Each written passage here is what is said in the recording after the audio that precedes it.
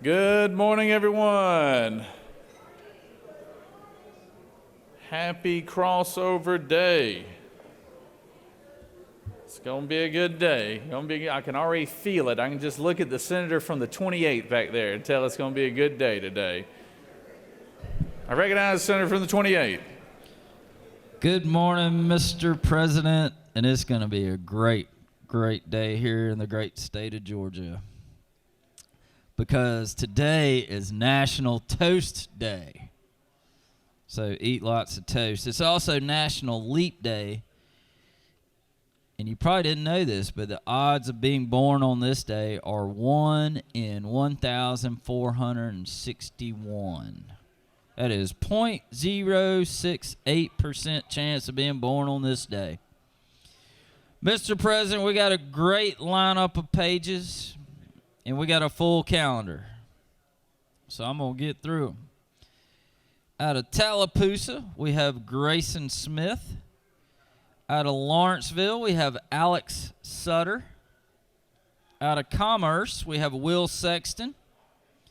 Out of Stone Mountain, we have Jacob Burden and Josiah Burden, two brothers. Out of Decatur, we have Viraj Chaudhry. Out of Roswell, we have Lucas Begley. Out of Rock Springs, we have Brianna Kane. Out of Ringgold, we have Allison Dortch. Out of Hinesville, we have Nevaeh Gibbs. Out of Ringgold, we have Aiden Cadets. Out of Puller, we have Naomi and Rorik Lavoie, little brother-sister combo. Out of Powder Springs, we have Adrienne Marriott. Out of Jefferson, we have Annabelle Pritchard. Out of Atlanta, we have Jack Rawls. Out of Ringgold, we have Isaiah Chadwick.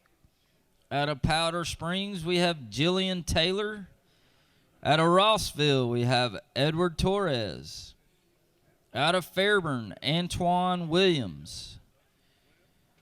Out of Roswell, Jake Beasley. And Wiley King, also out of Roswell. Out of Decatur, we have Tristan Davis. Out of McDonough, we have Ethan Whipple. Out of Odom, we have Maggie Anderson. Out of Jessup, we have Jackson Thomaston. And out of Atlanta, we have Liam Mitchell. Y'all give our pages a big round of applause. We appreciate y'all being here. Look forward to working with y'all today. Hope you can spend the whole day with us, because we got a whole lot of bills to get through. Mr. President, this journal's getting mighty thick, but it has been read and found to be correct.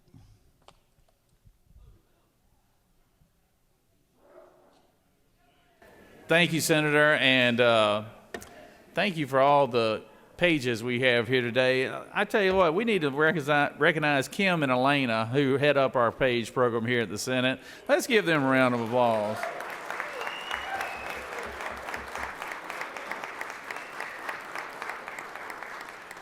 They do a fantastic job, and I think we've had more pages this year, more young people from around the state than I've ever seen. So we appreciate each and every one of you coming here and volunteering your time and being a part of the day with us. So, but we want to thank, and I know in my office, Denise Sampson, she really works hard on the page program as well too. So, great job by all. So thank y'all for being here.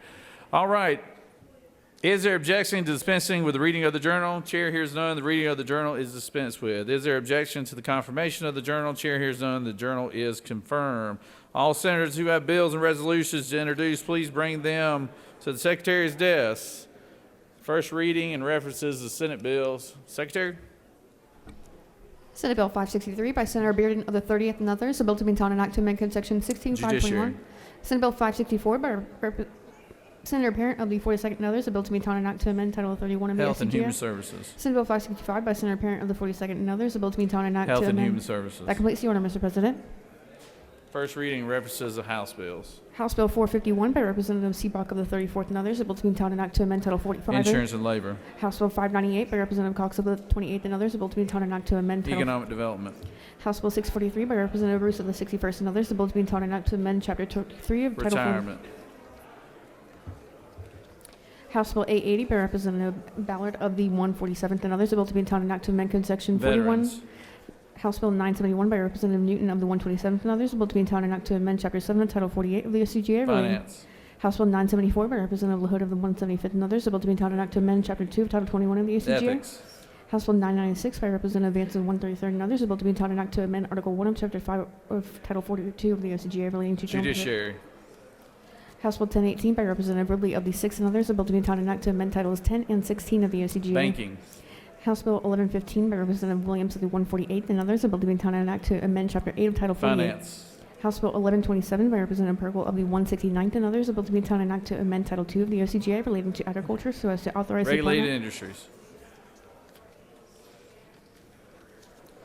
House Bill 1138 by Representative Kendrick of the 95th, a bill to be entitled an act to amend Code Section 101014 of the OCGA relating to fund Economic administration. development. House Bill 1181 by Representative Martin of the 49th and others, a bill to be entitled an act. Finance. House Bill 1182 by Representative Crowe of the 118th and others, a bill to be entitled an act to amend. Finance.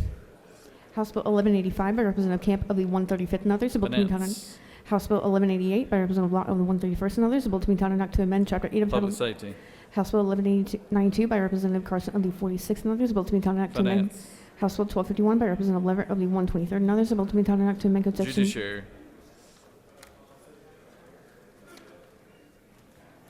House Bill 1267 by Representative Martin of the 49th and others, a bill to be entitled an act to amend Title 50 of the OCGA relating to state government so as to repeal Chapter 13A relating to tax tribunals, to amend Title 15 of the OCGA. Judiciary. House Bill 1303 by Representative Simpson of the 150th and others, a bill to be entitled an act to Public amend. safety. House Bill 1339 by Representative Parrish of the 158th and others, a bill to be entitled an act to amend Title 31 of the OCGA relating to health so as to revise relative to. Regulated industry.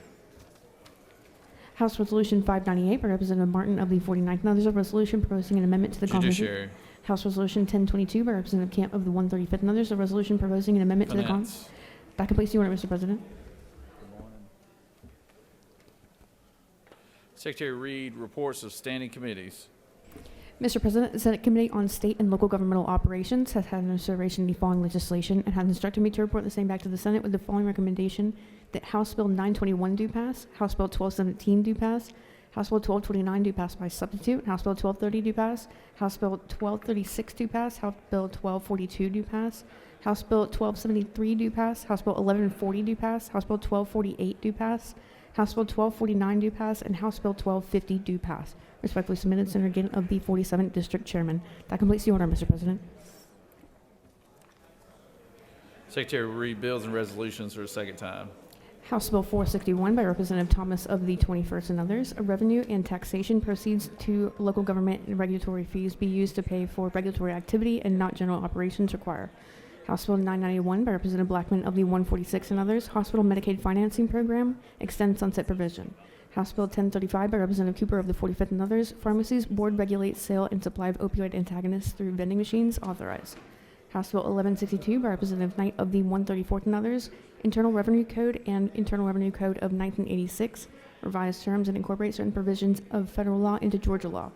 House Resolution 804 by Representative Martin of the 49th and others. Local government temporary loans are payable from end of calendar year to 12 months of initial funding date, change date. Constitutional amendment. That completes the order, Mr. President. It is now time for our morning roll call. Are there any motions to excuse? Senator from the 48th. Good morning, Mr. President. Ask unanimous consent to please excuse the senator from the 49th for business inside the Capitol. Without objection, the senator from 49th is excused. Recognize the senator from the 33rd. Thank you, Mr. President. Good morning, you all. I ask for unanimous consent to excuse the senators from the 7th, 38th, and 43rd for business inside the Capitol. Without objection, the senators from the 7th, 38th, and 43rd are excused. Are there any other motions to excuse? Secretary will call the roll. Senators, signify your presence by voting the yea switch. Secretary, unlock the machine.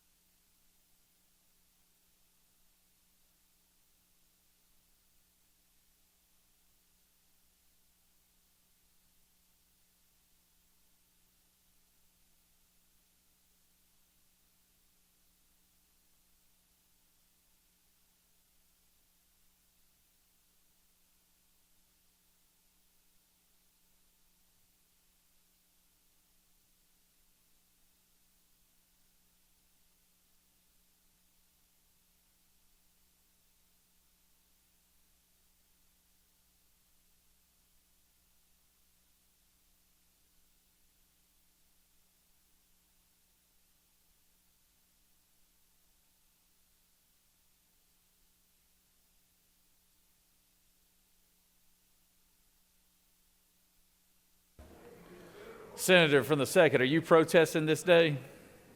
You're only no vote on the roll call there. Okay, good. All right. Mhm. Right, right. It is now time for our morning devotion. If all senators would take their seats and cease all conversation, I would ask the doorkeepers to secure the chamber at this time. It is my pleasure to introduce or have our senator from the 41st introduce our chaplain of the day and lead us in our pledge. Senator? Will you please stand? I pledge allegiance to the flag of the United States of America and to the republic for which it stands, one nation, under God, indivisible, with liberty and justice for all. And now to the Georgia flag. I pledge allegiance to the flag and to the principles for which it stands, wisdom, justice, moderation.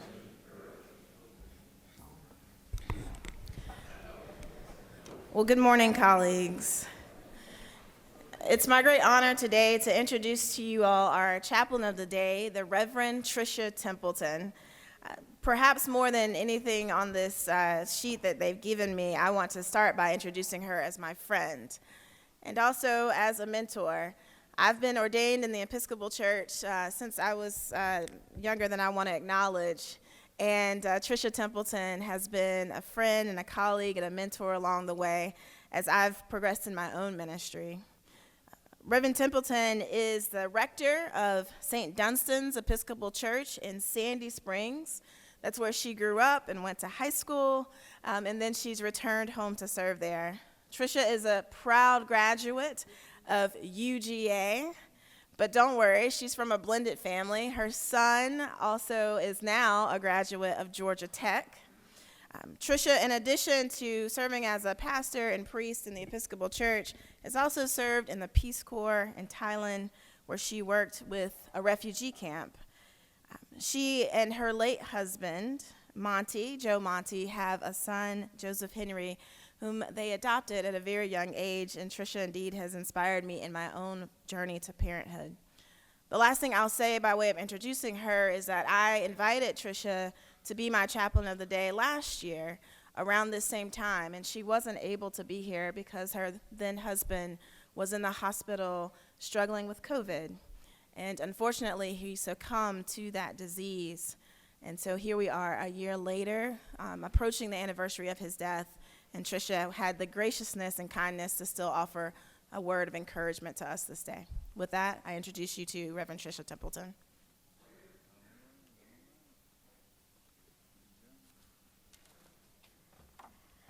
Thank you, Kim. Kim said some things about me that I want to say about her, that we've known each other for a long time, since she was a baby priest. She was ordained very young. That was 14 years ago. And we have, as she's become more and more experienced, she's turned into one of the finest priests I know. She's an inspiration to me in her work for justice, especially for the most vulnerable people in our society. She's a voice for them, whether it be from the pulpit or on the streets or here in the Senate chambers. So it's a privilege for me to call her both colleague and friend. This is the kind of friend she has been to me. She has subbed for me at St. Dunstan's a lot over the years when I was away, and then she told me she wasn't going to be doing that anymore because she had a few other things to do. But about this time last year, or a little earlier, she called me and said, I know what's going on. When can I come and preach for you? And it was in the middle of the session. I took about 3.5 months off of work. Tomorrow, actually, is the first anniversary of my husband's death. But she was right there with us, and I will always remember that. It's a privilege to call her my friend. It's a privilege to be with all of you here today, too. The first time I was in these chambers was 50 years ago, so I'm showing my age here. I was a senior at Ridgeview High School, which is now a middle school in Sandy Springs. And I was planning to go to the University of Georgia in the fall to major in journalism. So one of my teachers in high school allowed me to do an independent study on women in journalism to help prepare me for that. And that entailed interviewing some of Atlanta's female news reporters. There were not nearly as many of them now as there are now. One who you might remember is Judy Woodruff, who at that time was a brand new reporter, I think for the CBS affiliate here, just getting her start. And of course, she went on to do great things with CNN and most recently with NPR. But the most well-known female journalist at that time in Atlanta was Celestine Sibley. I don't know if any of you remember her. I see a few nodding heads. She was legendary. She wrote a column 5 days a week for 40 years for what was in the Atlanta Constitution. She's authored a shelf full of books, fiction and nonfiction, but she saw herself primarily as a reporter. And she had two favorite things to report on. First of all, a good, juicy murder trial. She covered the trial of James Earl Ray, of course, who assassinated Martin Luther King. And her second favorite thing to report on was the state legislature.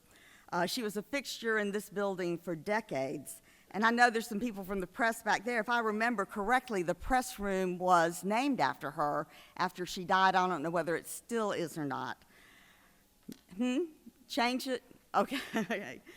But I was an awkward teenager, a little more intimidated at the thought of interviewing her. But she told me just to come on down to the Capitol and we'd talk and she'd show me around. That conversation ended up being the beginning of a 25-year relationship with Celestine, who was first my mentor and then my dear friend until her death, and I officiated at her funeral. But one of my clearest memories of her is from that first meeting 50 years ago. Being a journalist, she told me then, was a calling, just as much as medicine or ministry. To her, it was a sacred duty to write the truth, to treat everyone she talked to with respect, even when she was asking the hard questions, and to be a voice for those who have no voice. For many years, Celestine's words guided me as a reporter and editor, including the stint covering the Tennessee State Senate. When I felt that calling begin to shift and made the decision to go to seminary, many people said I was following a higher calling. My response was no, not a higher one, just a different one.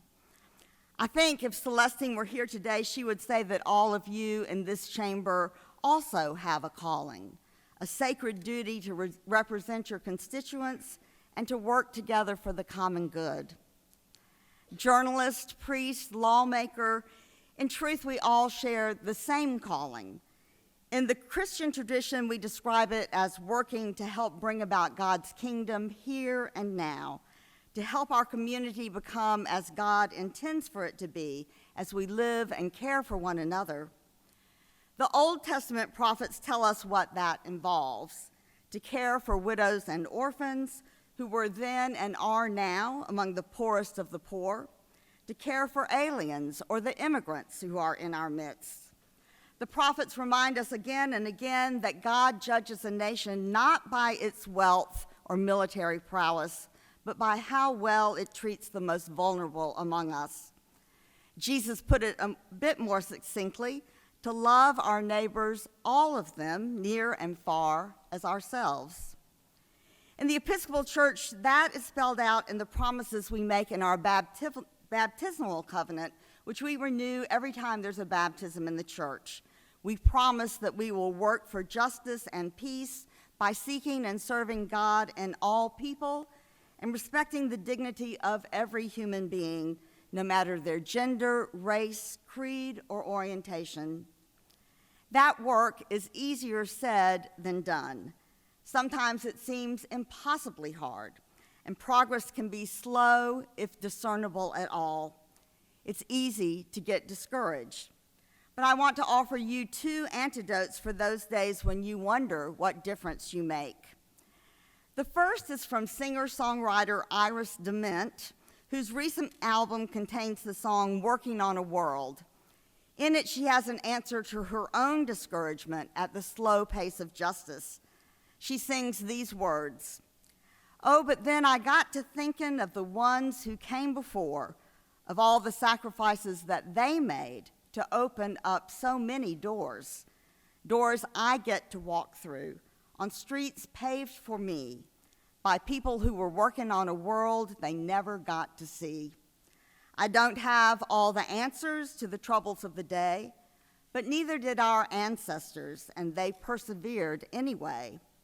When I see a little baby reaching out its arms to me, I remember why I'm working on a world I may never see.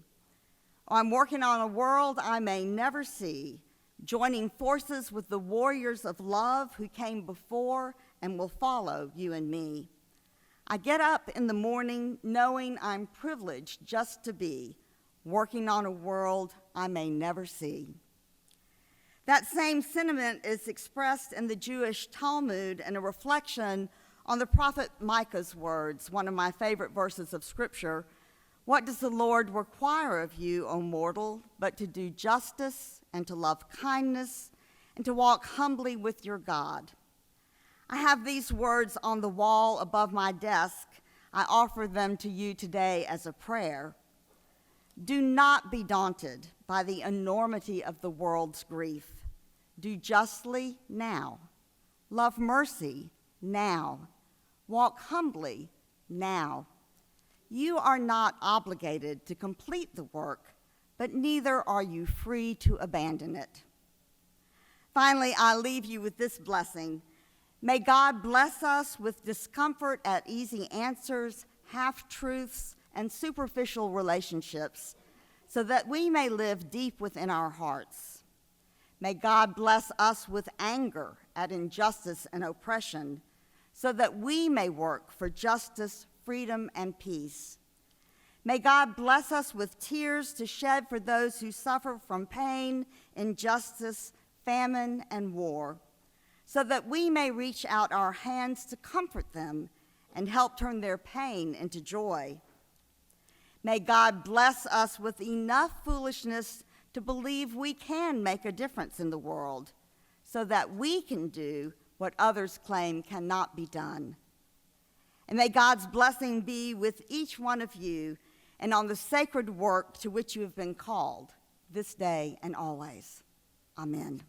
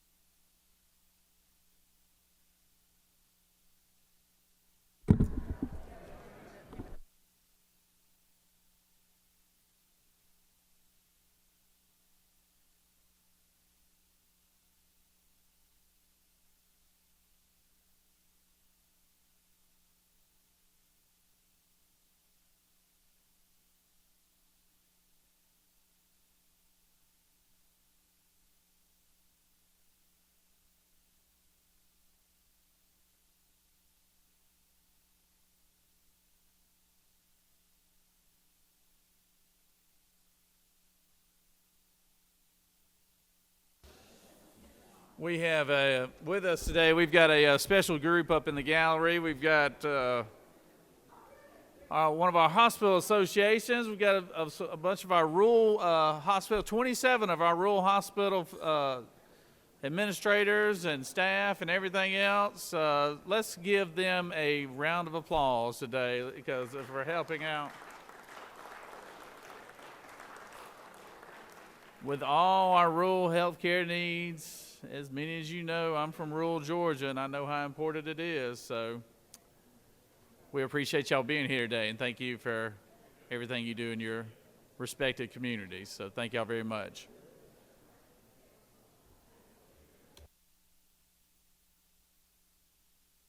Senator from the 33rd, for what purpose do you rise? Point of order, sir. I ask for unanimous consent to excuse the senators from the 9th and the 33rd for business inside the Capitol. Senator, you're the 33rd. You excusing yourself? I'm trying to, along with the senator from the 9th. All right, without objection, Senator from the 9th and 33rd are excused.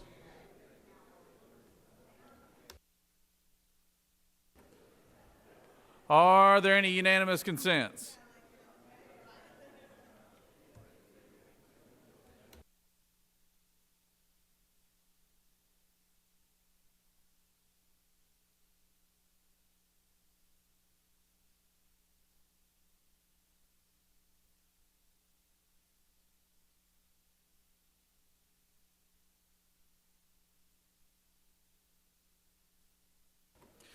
Does any senator wish to rise on a point of personal privilege?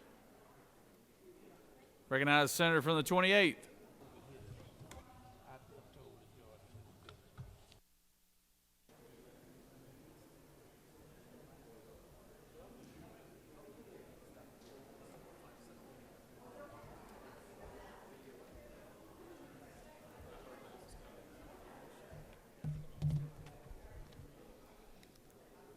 Thank you, Mr. President. Today I rise to honor Self-Direction Day. And for those of you that don't know, self-direction is an optional model of home and community-based service delivery that enables individuals of all ages with all types of disabilities to maintain their independence at home and their local community. And so we appreciate them and their advocacy. If we got anybody here for Self-Direction Day in the gallery, please wave. They're all up there. Y'all please give them a round of applause for being here today. And at some point today, I'll be presenting you this resolution. So thank you all for being here.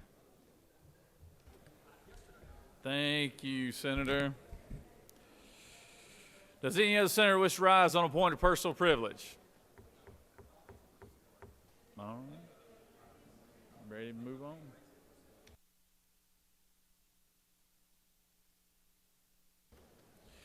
You have before you a consent calendar of privileged resolutions. Does any senator wish to remove a resolution from the consent calendar? Is there objection to adoption of the resolution on the consent calendar? Chair hears none, and the consent calendar is adopted.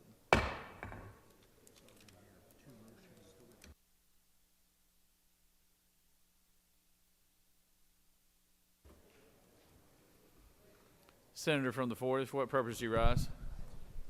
Yes, Mr. President, I ask for unanimous consent that Senate Bill 558 and Senate Bill 560 be withdrawn from the Committee on SLOGO General and be committed to the Committee on State and Local Government Operations.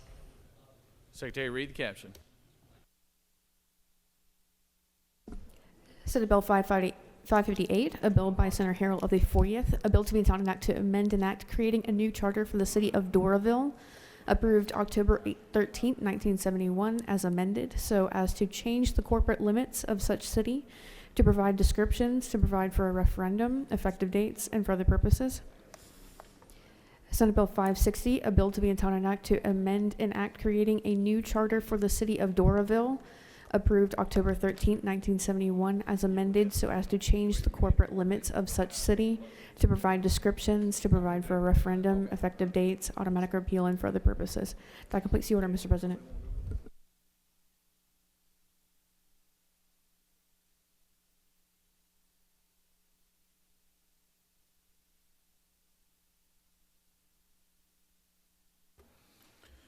The senator has moved that Senate Bill 558 and Senate Bill 556 be removed from state and local government general and to state and local government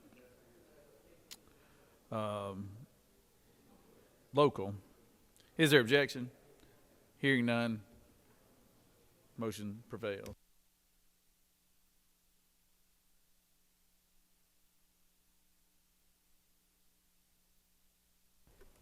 Recognize the senator from the 41st. Thank you, Mr. President. I ask for unanimous consent that SB 562 be withdrawn from the Committee on SLOGO General and committed to the Committee on SLOGO Local. Secretary, read the caption. Senate Bill 562, a bill by Senator Jackson of the 41st and others, a bill to be entitled an act to amend an act to provide for a new charter for the city of Pine Lake, approved April 4th, 1991, as amended so as to restate the city's charter, to change the corporate limits of such city, to transfer powers from the mayor, and for other purposes. That completes the order, Mr. President.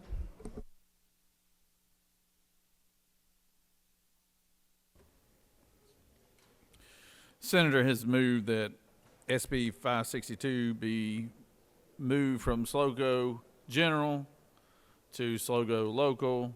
Is there objection? By objection, the motion prevails.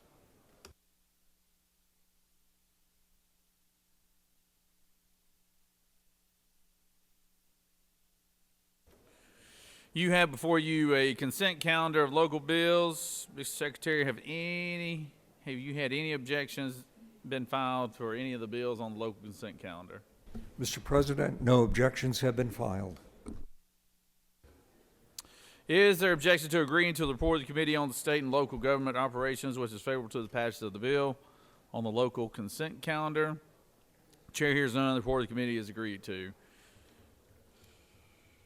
Question is on the passage of the bill on the local consent calendar. All those in favor vote yea. All opposed nay. Secretary, unlock the machine.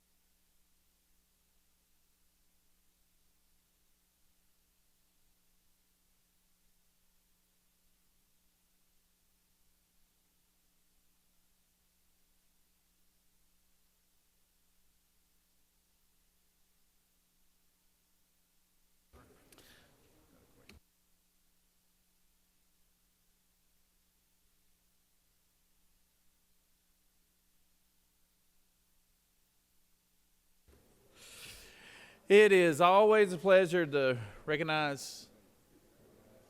Oh, I got to announce a vote here. On the passage of the bill, the yeas are 46 and nays are 0. This bill on the local consent calendar, having received the requisite constitutional majority, is therefore passed. It is always a pleasure to introduce and recognize our doctors of the day, and we are so proud to have Dr. LaJune Oliver here today from Columbus, Georgia, Mays High School graduate, Emory undergraduate, and Augusta University Medical School. Now, that's homegrown as they come right there now. So we're going to make a commercial for you right here. But it is my pleasure to have her here today, and she does a wonderful job, and we appreciate all our physicians that come down here and volunteer their time. And the senator from 39th was here because she's here in Atlanta and headquartered here in Atlanta. She was here to lend her support. Even though she wasn't the designated senator, she's proud to have her here as well. So, but I introduced Dr. Oliver to say a few words. Doctor? Yes, thank you. Thank you so much, Lieutenant Governor Jones, and good morning to each of you. It is my pleasure as a Georgia native to bring greetings to you today, as well as to serve as your Doctor of the Day. I will be here all day with you on this great crossover day. I also bring greetings from the Southeast Permanente Medical Group. Have a wonderful day. Thank you. All right, good job. Good job. Appreciate that, Dr. Oliver.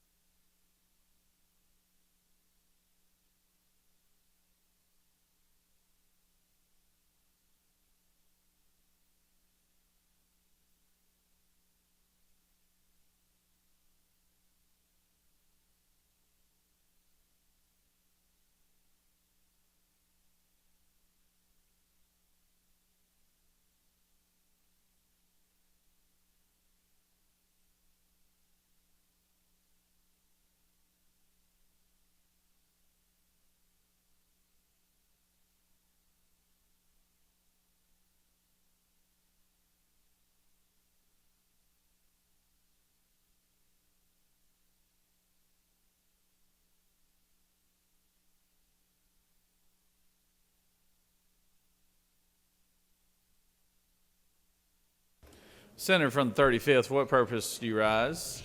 Mr. President, I have a point of personal privilege.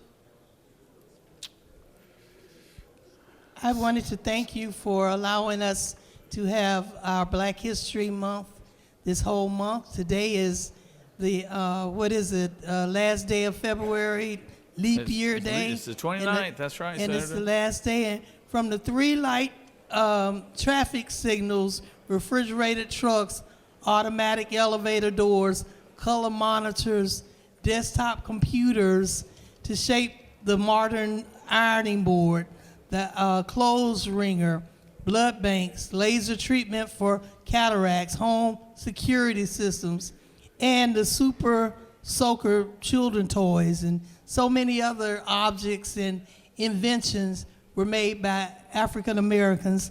So thank you for allowing us to at least express our congratulations to all of them, and on this special month, even though some of us do celebrate the entire year and not just 1 month.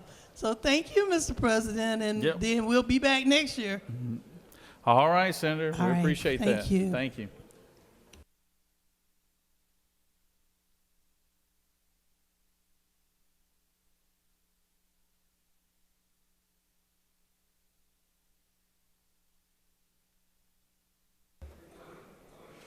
Senators from the 51st, Majority Leader, for what purpose do you rise?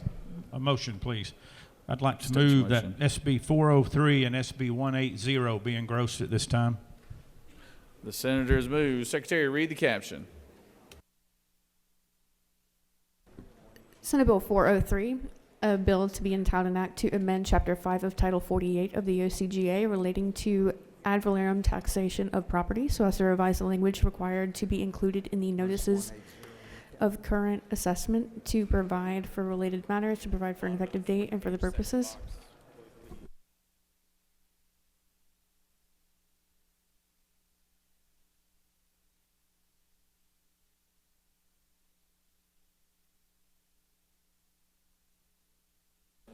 Senate Bill 180.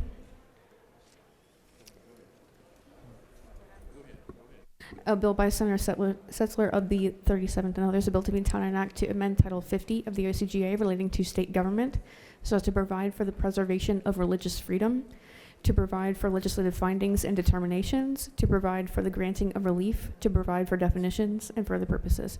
That completes the order, Mr. President. Would you like to speak to the measure? The senator has made a motion to engross Senate Bill 403. And is there objection? Objection. There is objection. Would you like to speak to the objection, Senator? No? All right, we'll make this quick. All those in favor of the senator's motion will vote yay. All those opposed, nay. Secretary, unlock the machine.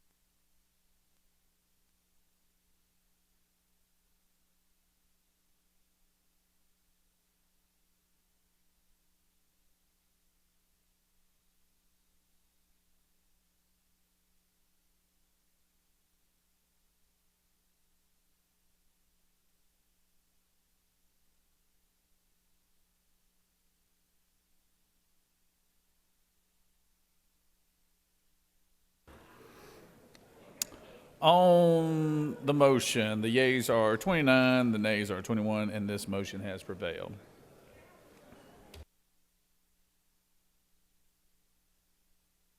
Moving on to the rules calendar.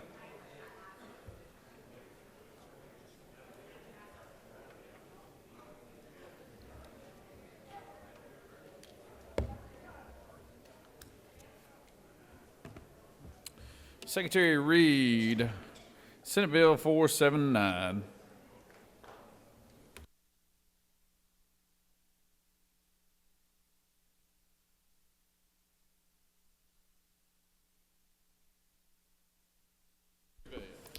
Senate Bill 479, a bill by Senator Hatchett of the 50th and others, a bill to be entitled an act to amend Article 14 of Chapter 1 of Title 10 of the OCGA relating to secondary metals recyclers, so as to provide for the applicability of the definition of the term used, detached, catalytic converters, and for other purposes. The Senate Committee on Regulated Industries and Utilities recommends that this bill do pass by substitute. Respectfully submitted, Senator Cowser of the 46th District Chairman. The Regulated Industries and Utilities Committee offers the following substitute to Senate Bill 479, a bill to be entitled an act to amend Article 14 of Chapter 1 of Title 10 of the OCGA relating to secondary metals recyclers, so as to provide for the applicability of the definition of the term used, detached, catalytic converters, and for other purposes. That completes the order, Mr. President. Chair recognizes the cowboy from Habersham County, Senator from the 50th.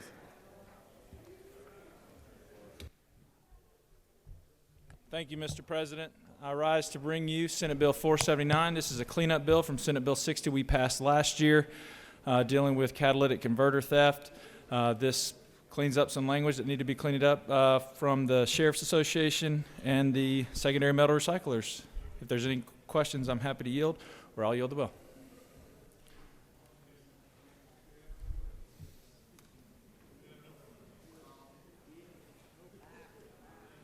Thank you, Mr. President. I'll yield the bill. Does any other senator wish to speak for or against the measure? Chair hears none. Is there objection to the previous question being ordered? Chair hears none. The previous question is ordered. Question is on the adoption of the committee substitute. Is there objection to the adoption of the committee substitute? Hearing none, the committee substitute is adopted. Is there objection to agreeing to the report of the committee which is favorable to the passage of the bill? Chair hears none. The report of the committee is agreed to. Is there objection to the main question being ordered? Chair hears none. The main question is ordered. The question is on the passage of the bill by substitute. All those in favor vote yea. All opposed nay. Secretary, unlock the machine.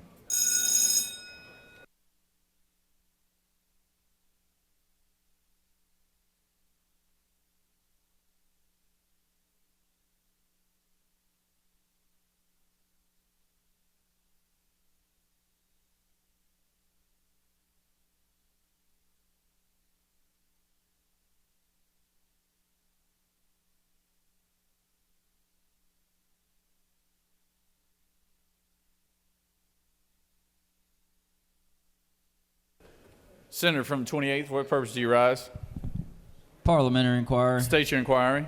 Is it not true that we're doing a bill in less than a minute, and at this pace we could do the whole calendar in an hour? Well, Senator, you're the chairman. You put all these bills on the calendar.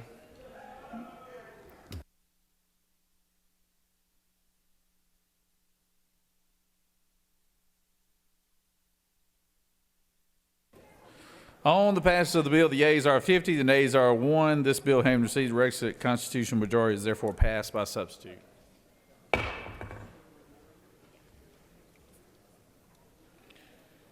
Secretary, read Senate Bill 507.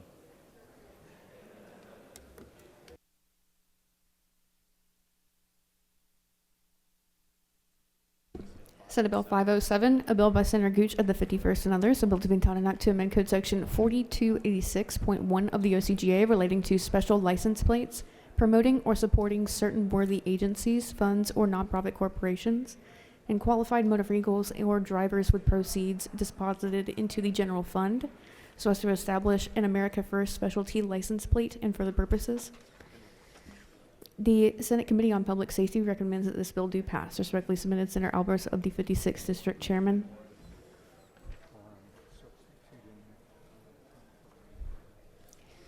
Additionally, Senator McLaurin of the 14th and others offered the following Amendment 1 to amend Senate Bill 507 by replacing America on line 16 with Donald Trump and striking deposited in the general fund and replacing with dedicated to the civil and civilized defense funds of presidential candidates on line 22. That completes the order, Mr. President.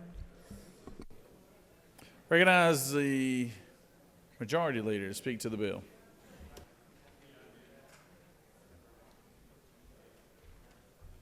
Thank you, Mr. President. Senators, this is a real simple bill that you've seen over and over again. In fact, there's been over 400 of them in this history of this state. It's a new license plate that'll be sold to the citizens of Georgia. This bill allows for another special license plate to be issued that'll display the image of the American flag. And let me show it to you so you'll know what we're looking at. This is the image of it. And the words America First will be written across the bottom of it. This represents patriotism. It's a commitment to prioritize the interests of the nation above all else and to reinforce a sense of national pride and unity. The funds raised by the sale of this special license plates will be deposited back into the general funds. The cost of ordering one of these plates will be $35, and then every year after that you pay your normal $20 fee like you do today. So, Mr. President, I'm sure that the good senators in this chamber are excited to pass this bill, and we'll move on to the next bill on the calendar. If there's no questions, I'll yield the well. You do have a question, Senator. Recognize Senator from 26. Senator Waves. Thank you very much. We do have an amendment on this bill. I think the Secretary just read the amendment. I recognize the Senator from the 14th, author of the amendment, speak to the measure.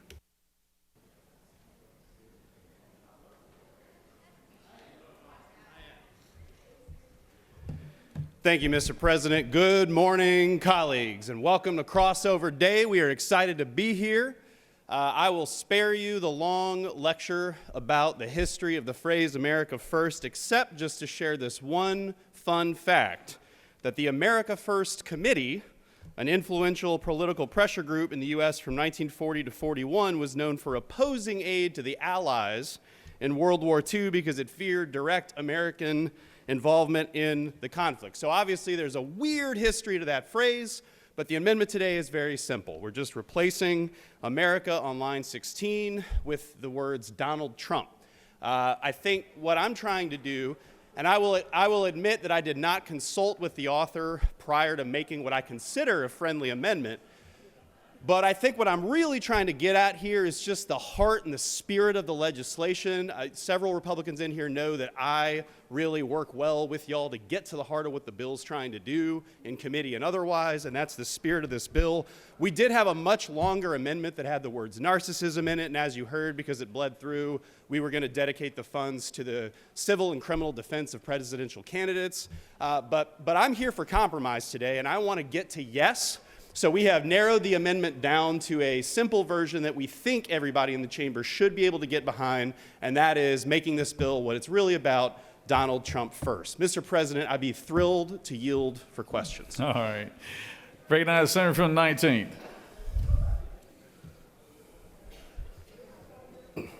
Hold on.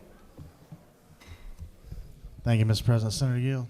I will. Senator, thank you for the amendment. I'm inclined to support it. I want to make sure, though, before I do support it and change the underlying bill, the author's intent.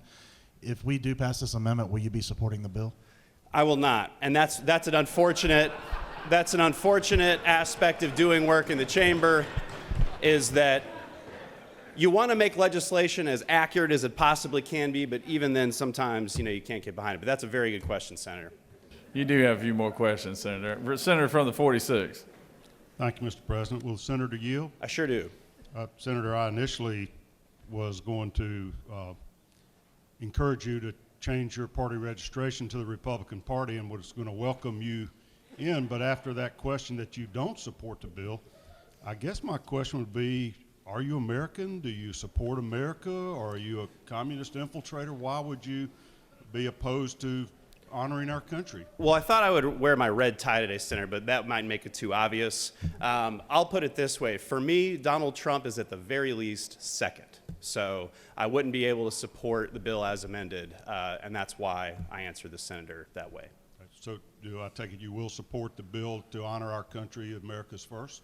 What I'm going to do is go around the hallways today and do what I always do, which is do the work of the people and do it in the name of this state of Georgia and in the name of this country, the United States of America. I'll do it proudly.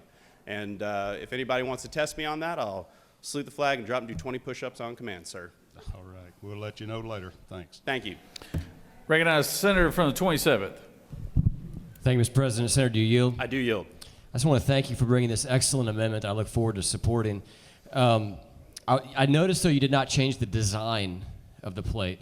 And I'm wondering if you have any proposed design changes that you might like to see along with your name change here. Senator, I don't have any JPEGs on my laptop that I think would most accurately represent the imagery that would be appropriate for a Donald Trump first license plate. So I didn't come prepared with my graphic design, but I will say there are some far-right groups that have a lot of such JPEGs on their laptops that they might be able to help you out. Do you further yield? I do. Would you be willing to work with the author on this new design after we pass your change? And would you be supportive of a second amendment to this bill that named it the Senator McLaurin license plate, recognizing President Trump? Senator McLaurin, Donald Trump first would be the way. No, I'm just saying we just name the bill after the good senator who brought the good amendment. If you can get a Senator McLaurin bill that says Donald Trump first through the House, I'll go to the signing. Fantastic. Thank you very much, Senator, and I'll yield the well. Senators yielded the well. Senator from the 31st, what purpose do you rise? You waive it? All right. Would you like to close debate, Senator? Recognize the majority leader and close debate.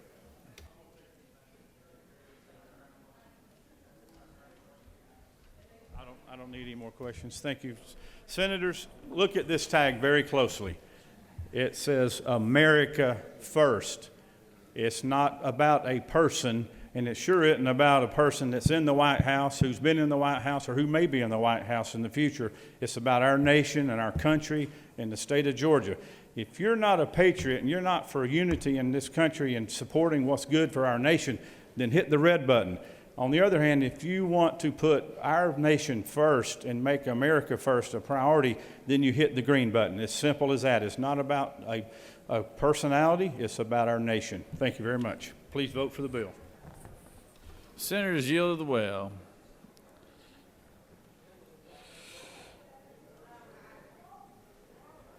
All right. He's closed debate. Is there objection to previous question be ordered? Chair hears none. Previous question is ordered. We're going to bring up Amendment 1, authored by the senator from the 14th. Is there objection to Amendment 1? We got several objections. All right. All those in favor of Amendment 1, rise, stand, and be counted. Okay, they won't roll call. You got 5 for roll call. So all those in favor of the amendment from the senator from the 14th will vote yea, opposed nay. Secretary, unlock the machine.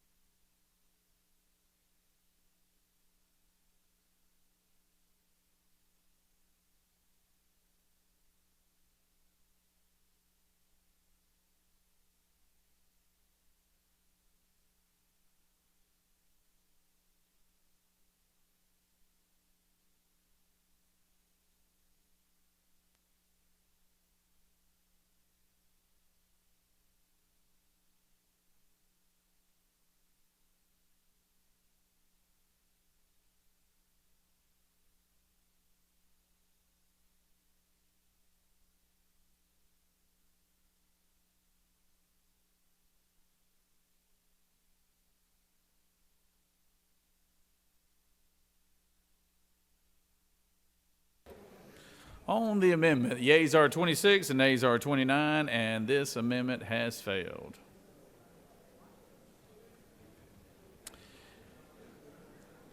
Is there objection to agreeing to the report of the committee which is favorable to the passage of the bill? The chair hears none. The report of the committee is agreed to. Is the objection to the main question being ordered? Chair hears none. The main question is ordered. Question is on the passage of the bill. All those in favor will vote yea. All opposed, nay. Secretary, unlock the machine.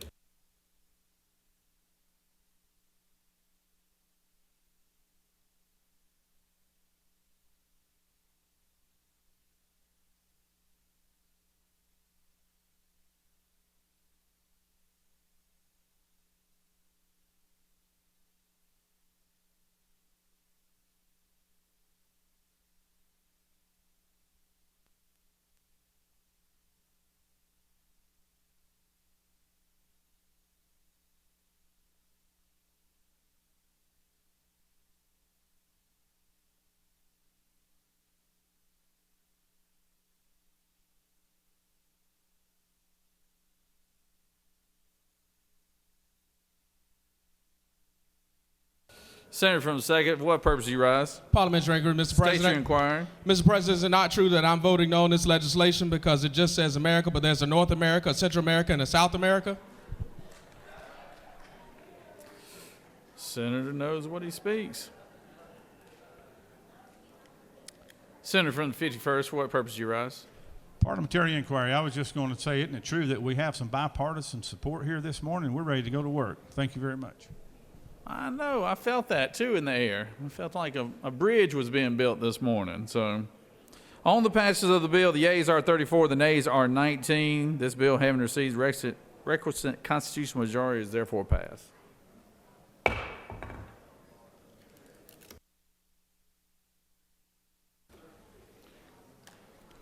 Secretary read Senate Bill 503.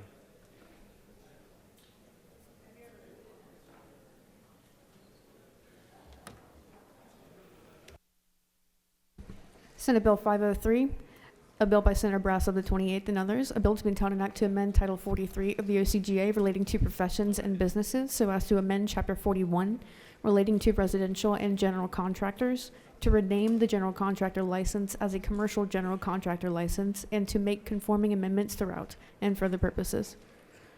The Senate Committee on Economic Development and Tourism recommends that this bill do pass. Respectfully submitted, Senator Beach of the 21st District Chairman. That completes the order, Mr. President.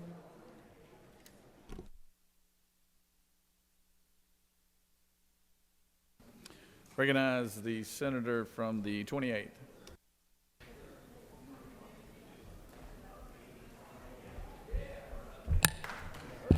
Thank you, Mr. President. Simple bill. Don't let the 100 pages fool you. We're simply decoupling general contracting licenses. They were put together almost 20 years ago. We're coming in and cleaning up, a lot of cleanup language. That's most of the pages. And the rest simply pulls out a commercial contractor from a residential contractor. I'll yield for questions. You have no questions, Senator. Thank you. Does any other senator wish to speak for or against the measure? Chair hears none. Is there objection to the previous question being ordered? Chair hears none. The previous question is ordered. Is there objection to agreeing to a report of committee which is favorable to the passage of the bill? Chair hears none. The report of the committee is agreed to. Is there objection to the main question being ordered? Chair hears none. The main question is ordered. Questions on the passage of the bill. All those in favor vote yea. All opposed nay. Secretary unlock the machine.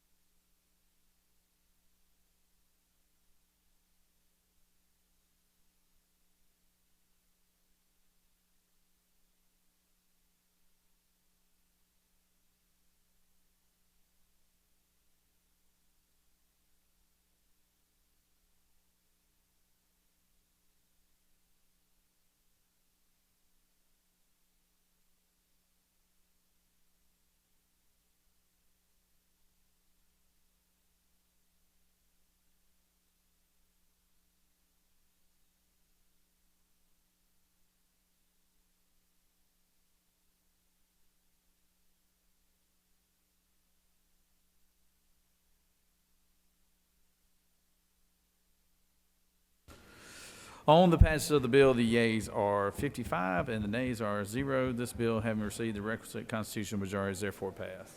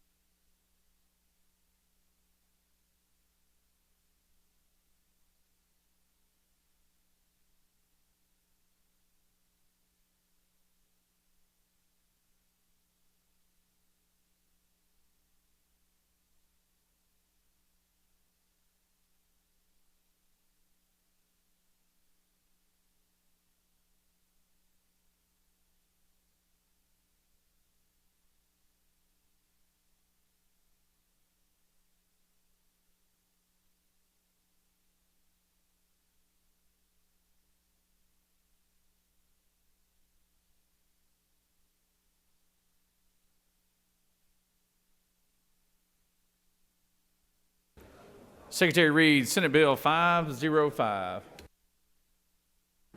Senate Bill 505, a bill by Senator Tillery of the 19th and others, a bill to be in town and act to amend Article 1 of Chapter 7 of Title 31 of the OCGA relating to regulation of hospitals and related institutions, so as to provide provisions relating to required publication by a hospital of certain financial documents on its website, to provide for uniform reporting requirements, to require the hospitals to annually provide the uniform resource locator for the webpage containing the financial documents and for other purposes. The Senate Committee on Regulated Industries and Utilities recommends that this bill do pass. Respectfully submitted, Senator Cowser of the 46th District Chairman. Additionally, Senator Jackson of the 41st and others offer the following amendment to amend Senate Bill 505 by inserting after documents on line 5 the following: to provide for community benefits by striking lines 15 through 17 and inserting in lieu thereof the following. A, as used in this code section, the term 1, community benefit, means, and for other purposes. That completes the order, Mr. President. Recognize the senator from the 19th. Speak to the measure.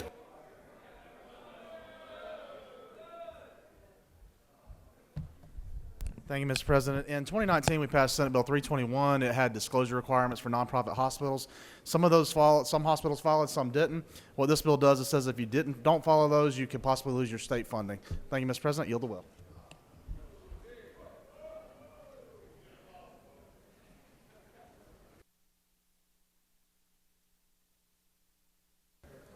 Recognize the senator from the 41st to speak to the amendment.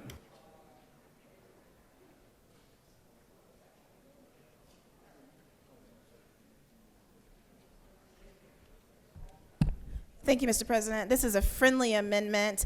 These same very hospitals that we've asked to make their reports publicly, we are now asking that they meet some definitions of what community benefits are.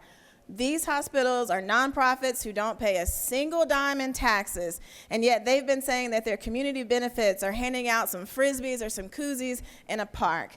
That is no longer acceptable, and this amendment will make that clear. Thank you. Does any other senator wish to speak for or against the measure? Chair hears none. Is there objection to the previous question being ordered? Hearing none. First, we'll take up Amendment 1 authored by the senator from the 41st. Is there objection to that amendment? Without objection, the Amendment 1 is adopted. Is there objection to agreeing to the report of committee, which is favorable to the passage of the bill? Chair hears none. The report of the committee is agreed to. Is there objection to the main question being ordered? Chair hears none. The main question is ordered. The question is on the passage of the bill as amended. All those in favor of the bill will vote yea. Opposed, nay. Secretary, unlock the machine.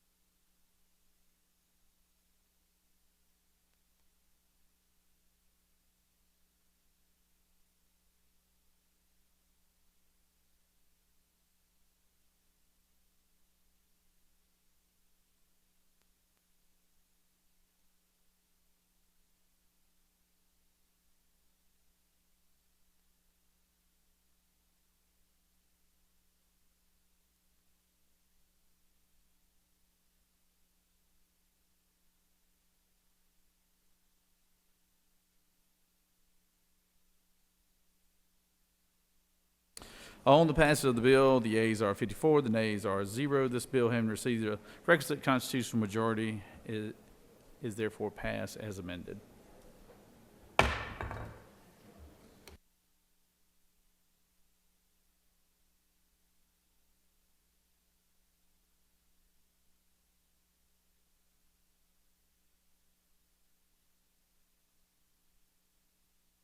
Secretary Reed, SR 616.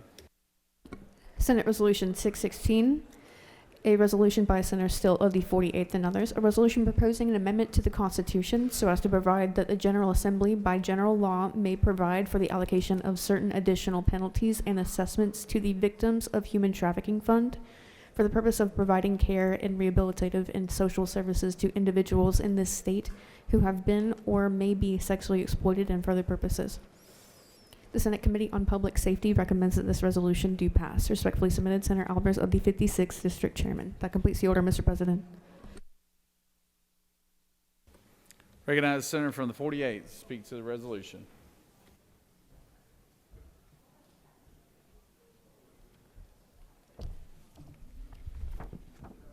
Thank you, Mr. President.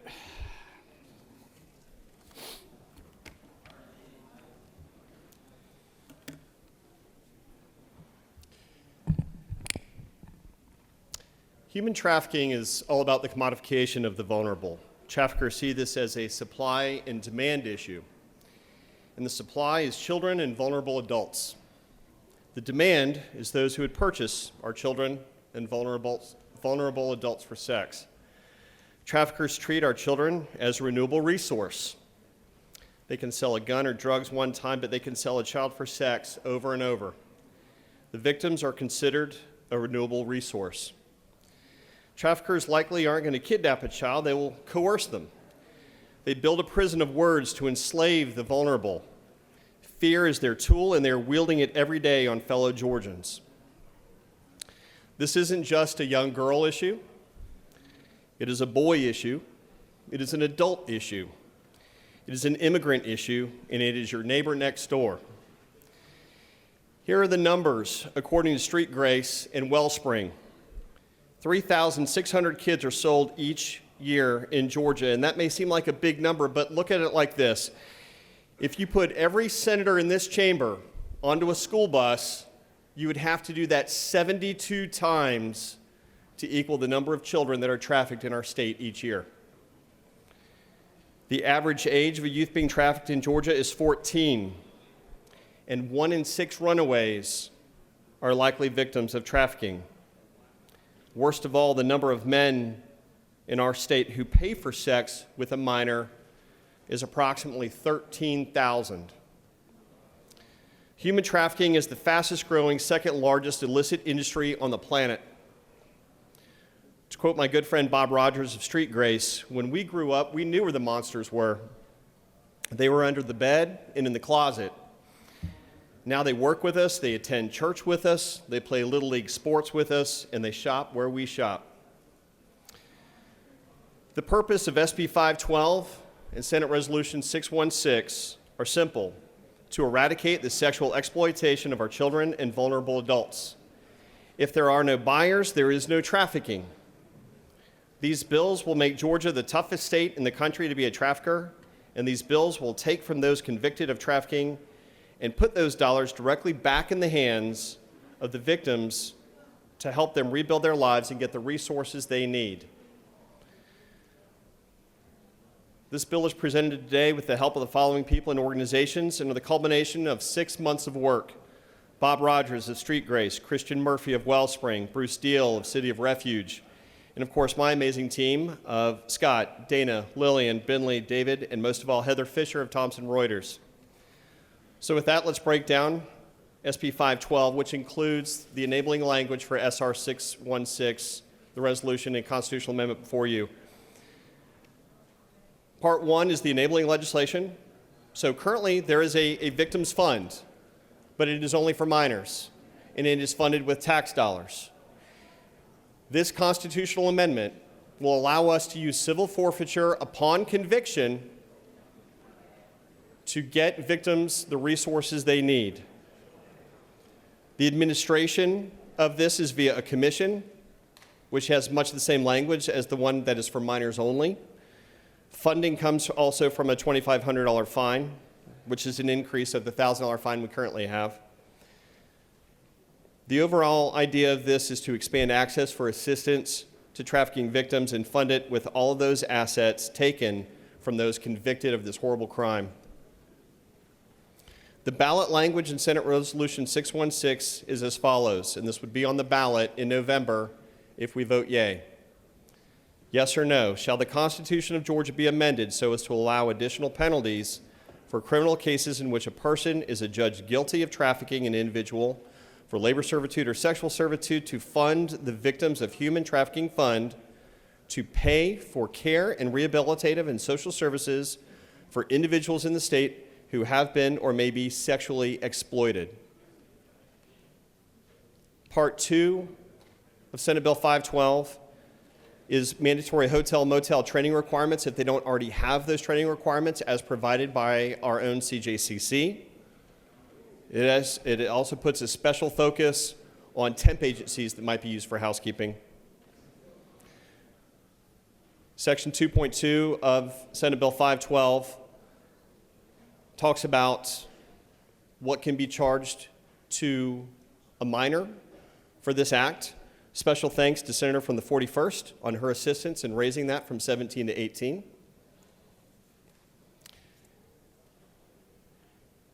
And lastly, this bill was created with the input and engagement from the Lieutenant Governor's Office, the Attorney General's Office, the Governor's Office, and members of the Grace Commission. And I thank them for all of their help and guidance in this.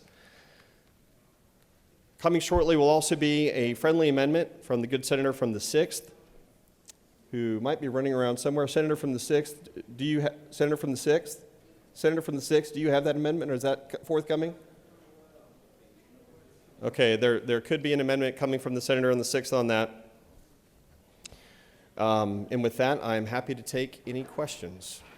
You have no questions, Senator. Thank you, Mr. President.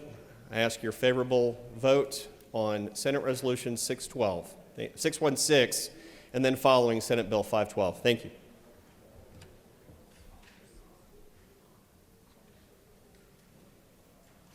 Did he just come up here and lobby for 2 different bills in one setting?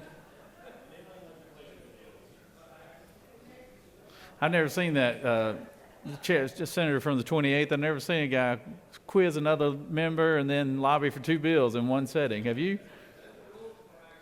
There are rules infractions, aren't they? Yeah. Well, you weren't quick, but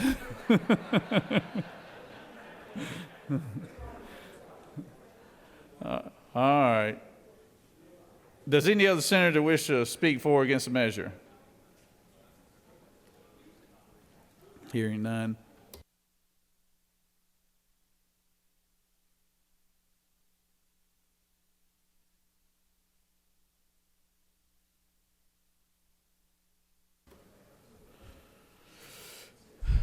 The amendment will be on the following piece of legislation.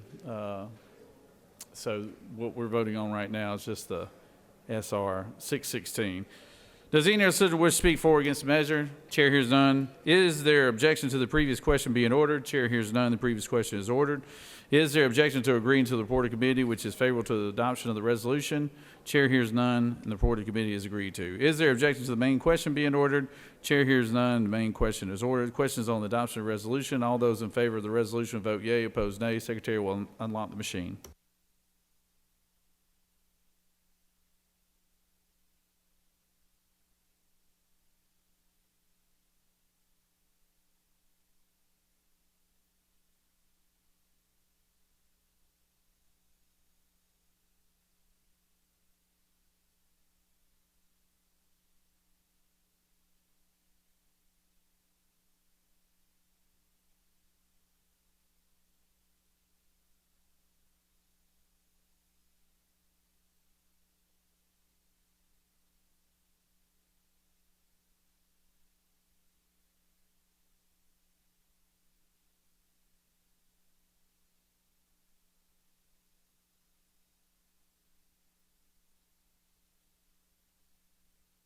Senator from 36, for what purpose do you rise? Waive it.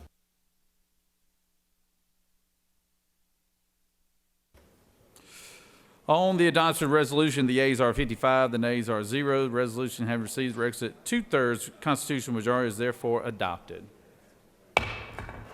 Good job, Senator. Good job, Senator. You did a lot of good work, and with the Grace Commission and also the bipartisan effort that has gone into trying to tackle that very complicated issue that we have here in the state. So we appreciate all your hard work. Secretary Reed, SB 512. Senate Bill 512, a bill by Senator Still of the 48th and others, a bill to be entitled an act to amend Chapter 21 of Title 15 of the OCGA relating to payment and disposition of fines and forfeitures so as to create the Victims of Human Trafficking Fund and the Victims of Human Trafficking Fund Commission, to amend Code Section 16-6-13.3 of the OCGA relating to civil forfeiture of proceeds and property, so as to provide for the forfeiture of proceeds or money which is intended for used in any manner to facilitate or derive from criminal offense and for other purposes. The Senate Committee on Public Safety recommends that this bill do pass by substitute. Respectfully submitted, Senator Albers of the 56th District Chairman. The Senate Public Safety Committee offers the following substitute to Senate Bill 512, a bill to be entitled an act to amend Chapter 21 of Title 15 of the OCGA relating to payment and disposition of funds and forfeitures, so as to create the Victims of Human Trafficking Fund and for other purposes. Senator Estevez and others offer the following amendment to amend the Senate Committee on Public Safety substitute to Senate Bill 512 by replacing line 17 with the following: above a certain age, to amend Code Section 17-1021 and 35-337 of the OCGA relating to vacating of sentence for trafficking victim defendants and for other purposes. That completes the order, Mr. President.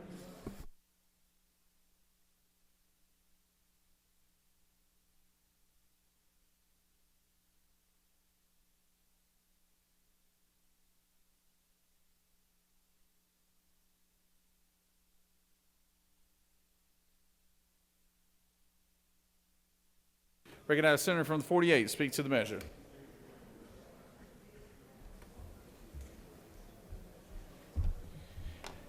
Thank you, Mr. President. Thank you all for your favorable vote on Senate Resolution 616. We're just going to vote now for the enabling legislation, Senate Bill 512. With that, I yield the well. Good job, Senator. I recognize the Senator from the 6th to speak to the amendment. Thank you, Mr. President. Very quickly, this amendment, I want to thank the Senator from the 48th for bringing this great piece of legislation. This amendment further protects survivors of human trafficking by ensuring that Georgia's vacatur laws cover all survivors of human trafficking, including those who plead as part of the first-time offender statute. With that, Mr. President, I yield the well, unless there are questions. You have no questions, Senator. Does any other senator wish to speak for or against the measure? Chair hears none. Is there objection to the previous question being ordered? Chair hears none. We're going to take up Amendment 1, authored by the senator from the 6th. Is there objection? Without objection, Amendment 1 is adopted. Question is on the adoption of the committee substitute as amended. Is there objection to the adoption of the committee substitute as amended? Hearing none, the committee substitute as amended is adopted.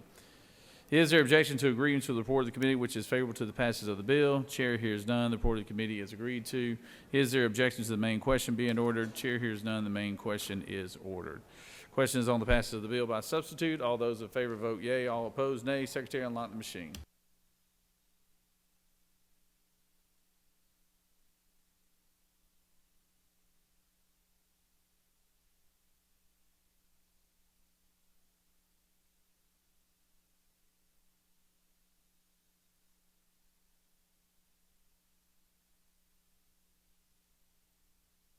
Senator from the 27th, for what purpose do you rise? Parliamentary inquiry. State your inquiry. Mr. President, isn't it true that under your great leadership this morning, we are now voting on our 7th bill in just over an hour, and that while that side of the room seemed to be enamored with the expediency of the pro tem, we on this side of the room are impressed with your hard work this morning? Well, I tell you what, flattery gets you everywhere, Senator.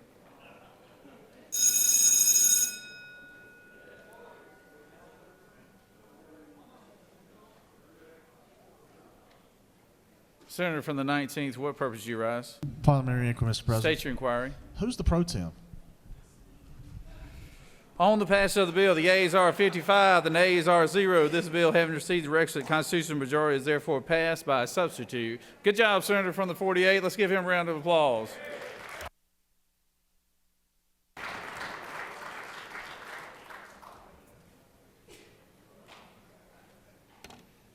Secretary will read caption SP 395. Senate Bill 395, a bill by Senator Dixon of the 45th and others, a bill to be entitled an act to amend Part 3 of Article 16 of Chapter 2 of Title 20 of the OCGA relating to student health in elementary and secondary education, so as to authorize the possession of opioid antagonists in schools and for other purposes.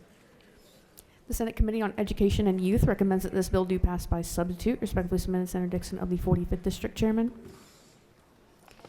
The Senate Committee on Education and Youth offers the following substitute to Senate Bill 395. A bill to be entitled an act to amend Part 3 of Article 16 of Chapter 2 of Title 20 of the OCGA relating to student health in elementary and secondary education, so as to authorize the possession of opioid antagonists in schools and for other purposes. Additionally, Senator Dixon of the 45th offered the following amendment to amend the Senate substitute to Senate Bill 395 by inserting recklessness or gross negligence after misconduct on line 43, by replacing for a willful or wanton with where such on line 50 and for other purposes. That completes the order, Mr. President. Recognize the senator from the 45th to speak to the measure.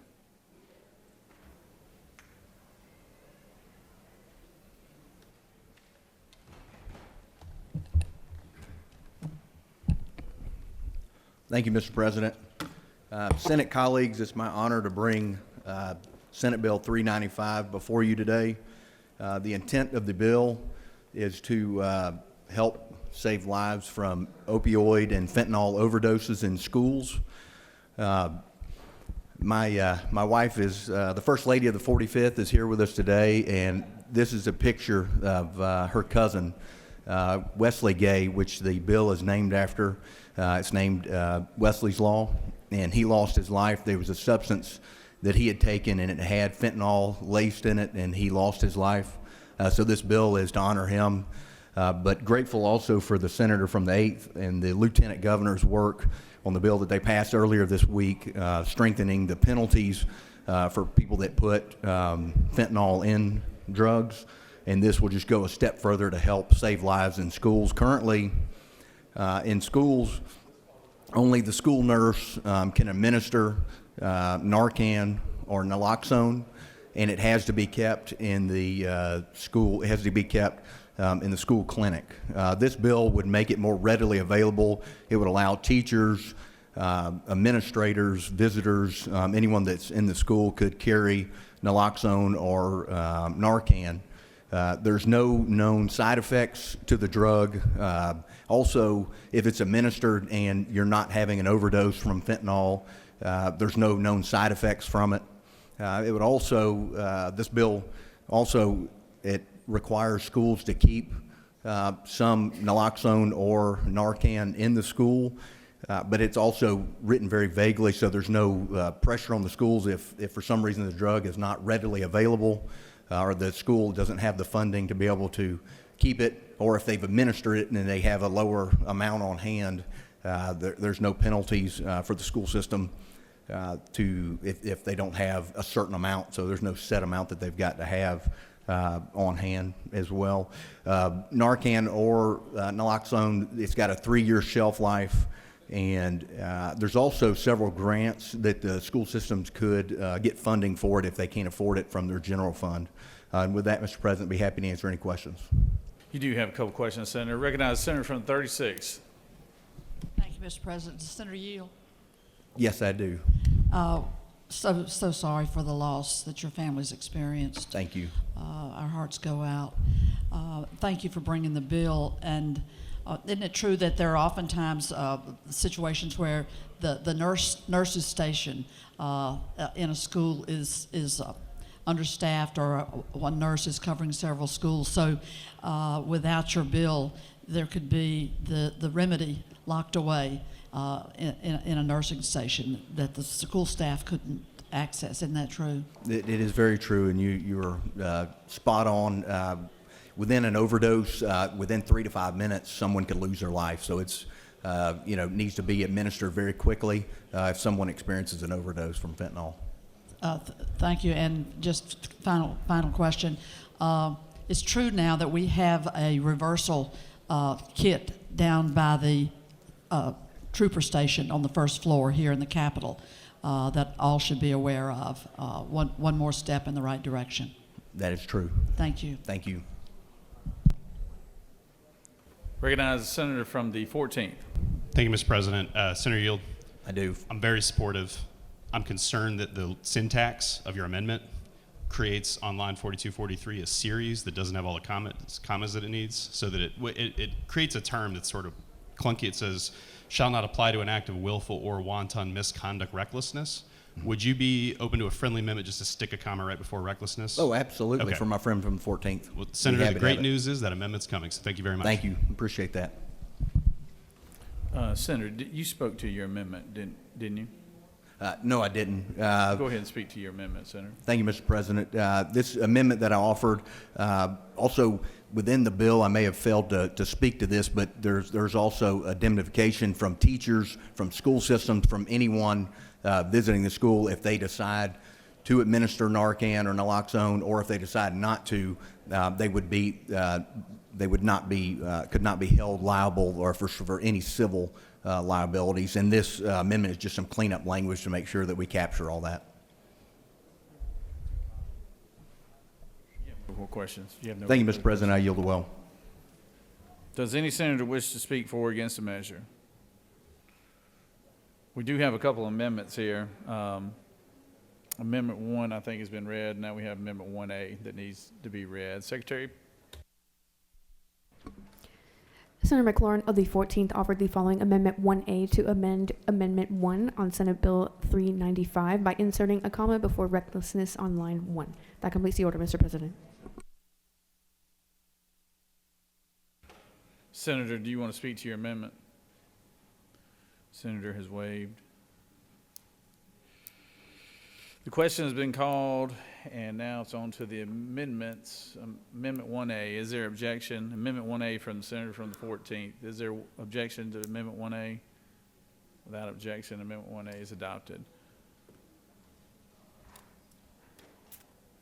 We're now at the posture of Amendment 1, authored by the senator from the 45th, the author of the underlying bill. Is there objection to Amendment 1?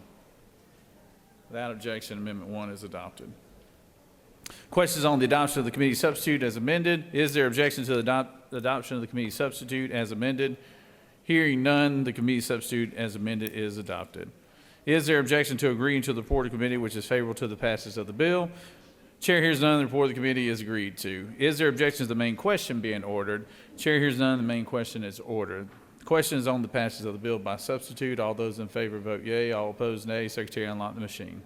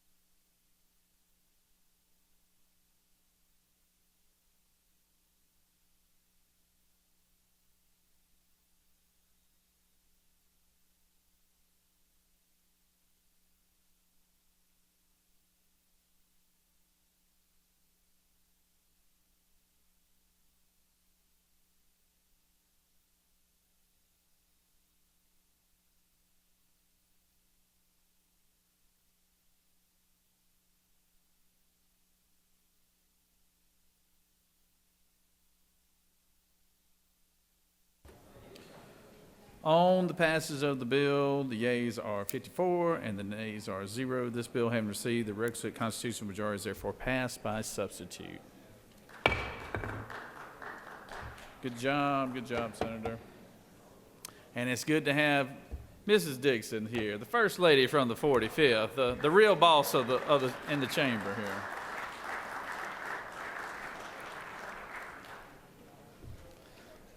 Good to see you. Good to see them.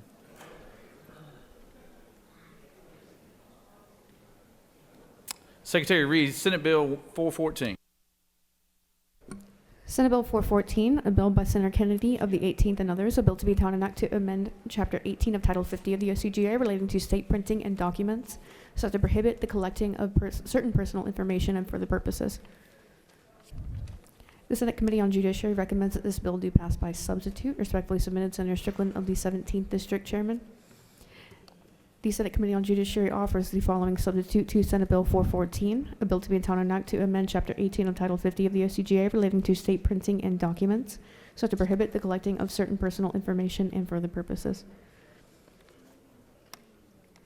Senator Kennedy of the 18th and others offer the following amendment to amend the Senate Committee on Judiciary substitute to Senate Bill 414 by inserting at the end of line 22 the following: such term shall not include any public agency and for other purposes. Additionally, a minority report has been filed. That completes the order, Mr. President.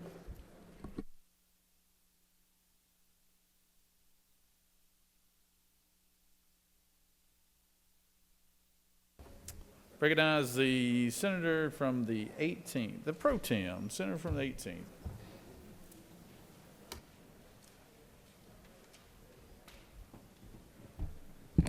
Thank you, Mr. President.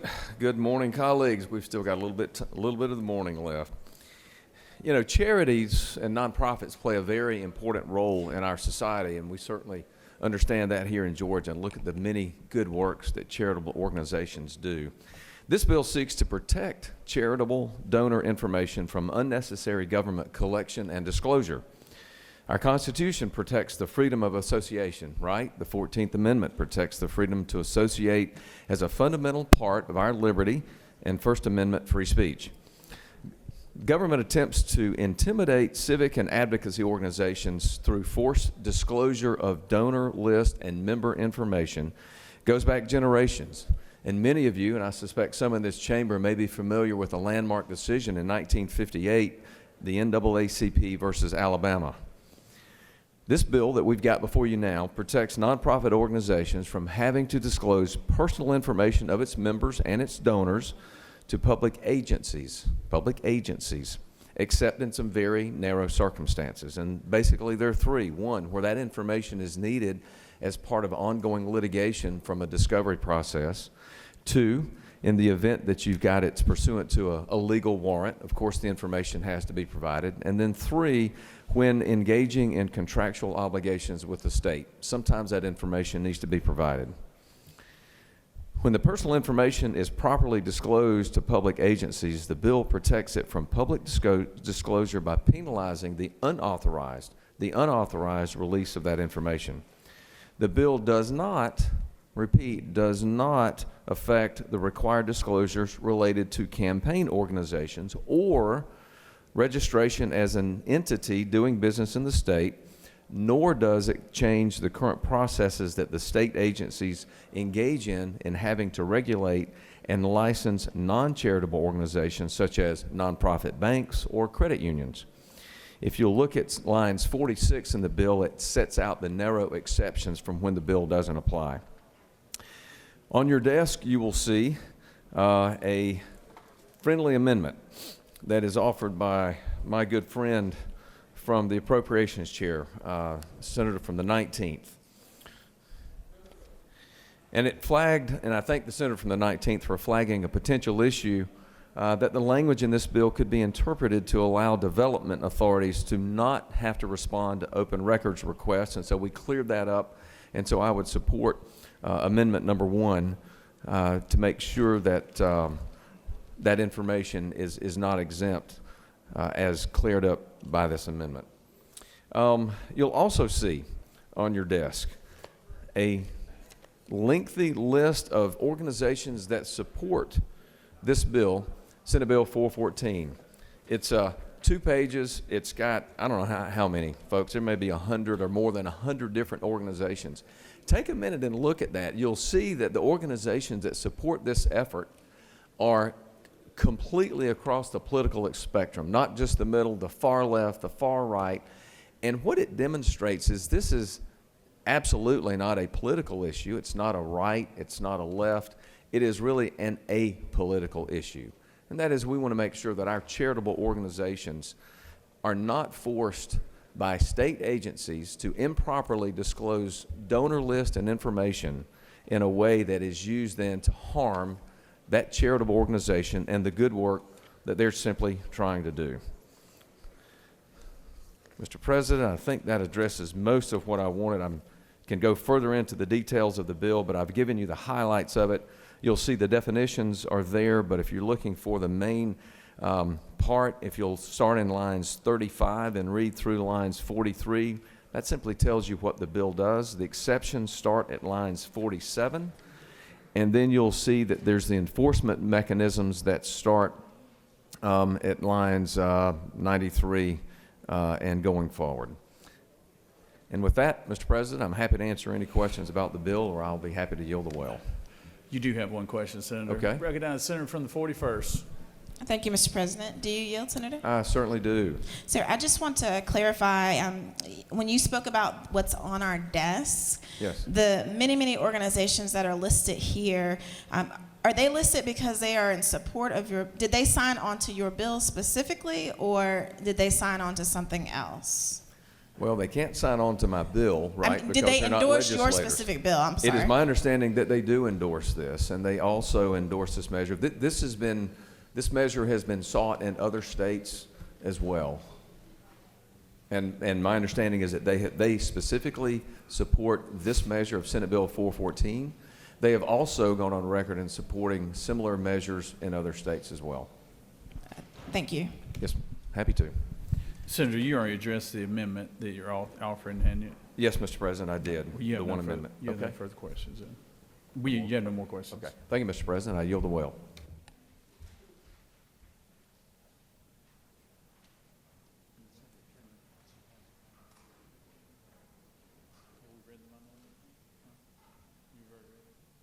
We do have a minority report on this bill, and it has been read, and I'll recognize the senator from the 42nd to speak to the bill.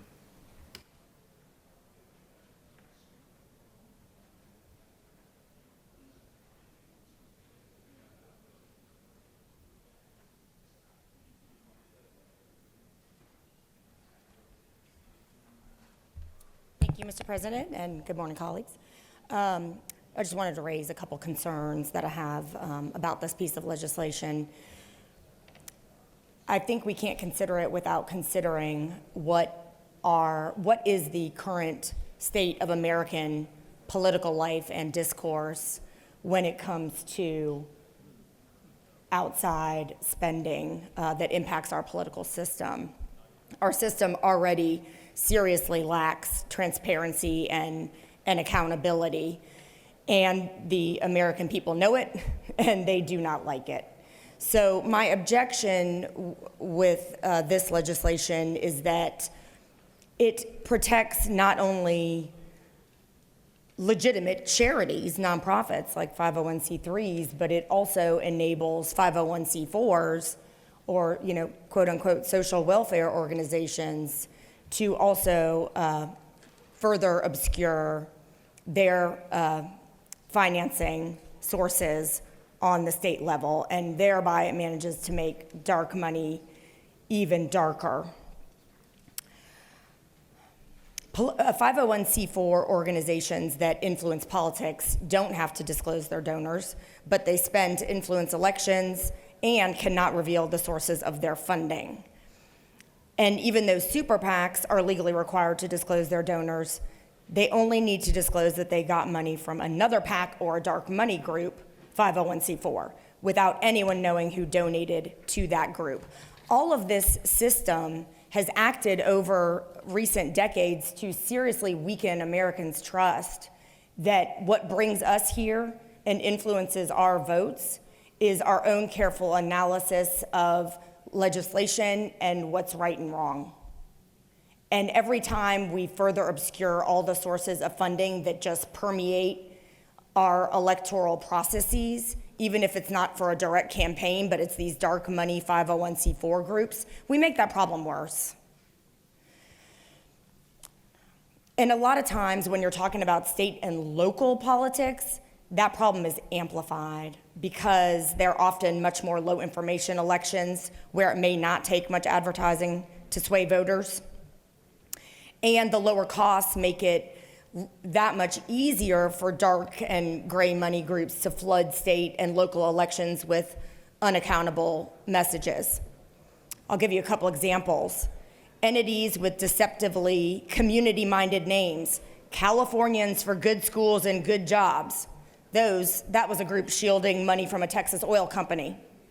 Proper role of Government Education Association, shielded payday lenders. That was payday lending money. They could invest relatively modest amounts, but still saturate the airwaves and mailboxes. We can't change what's going on at federal law, but we can act at the state level to recognize the real discomfort that Americans have with these organizations that really shouldn't be put in with charities at all.